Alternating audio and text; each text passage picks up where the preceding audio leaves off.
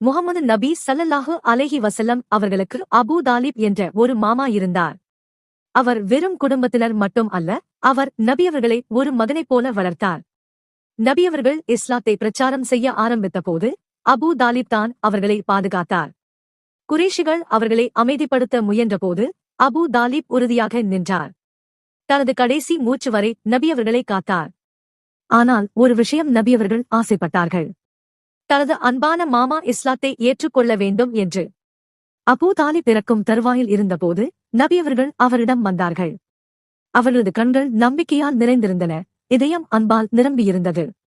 அவர்கள் சொன்னார்கள், என்னுடைய மாமாவே, நீங்கள் லா இலாஹ இல்லல்லா என்று ஒரு வார்த்தை மட்டும் சொல்லுங்கள். மறுமை நாளில் உங்களுக்காக நான் பரிந்துரைப்பேன் என்று. ஆனால் குறைஷி தலைவர்களும் அங்கே இருந்தார்கள். அவர்கள் அபூ தாலிபுக்கு அழுத்தம் கொடுத்தார்கள், அவரது மூதாதையர்களின் நம்பிக்கைகளை ஆக்கத்திலேயே இறக்கிறேன் என்று. உடனே நபி ஸல்லல்லாஹு அலைஹி வஸல்லம் அவர்கள் தலை குனிந்து அழுதார்கள். அப்போது அல்லாஹ் குரானில் சூரா அல் கஸஸ் வசனம் 56இல் இந்த சக்தி வாய்ந்த வசனத்தை அருளினான்.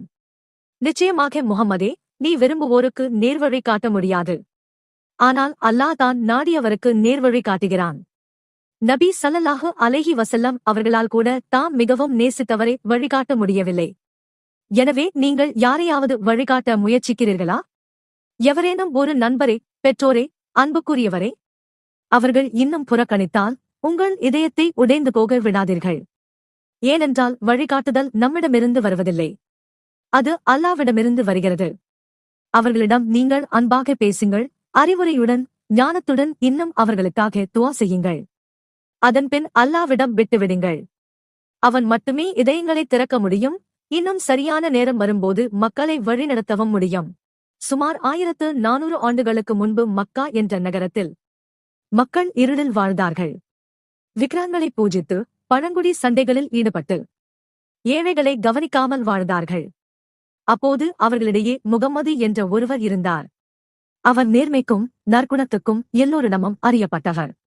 அவர் அடிக்கடி ஹீரா குகைக்குச் சென்று அமைதியாக சிந்திப்பார். ஒரு இரவு உலகையே மாற்றிய ஒரு அதிசயம் நடந்தது. மலக் ஜிப்ரயேல் அவரிடம் வந்து ஒரு சொல் மட்டும் சொன்னார். இக்ரா, ஓதுவீராக. அது அல்லாஹ்வின் முதல் செய்தி. இது இஸ்லாமின் தொடக்கம். அடுத்த 23 ஆண்டுகளில் இந்த செய்திகள் தொடர்ந்து வந்தன. முடிவில் குர்ஆனாக அமைந்தது. அந்த செய்தி மிகவும் எளிதாக இருந்தது. ஒரே ஒரு இறைவன், அல்லாஹ். முகம்மது நபி ஸல்லல்லாஹு அலைஹி வஸல்லம் அவரின் இறுதி தூதர். நியாயமாக வாழ வேண்டும், பிறருக்கு உதவ வேண்டும், அல்லாஹ்வை மட்டும்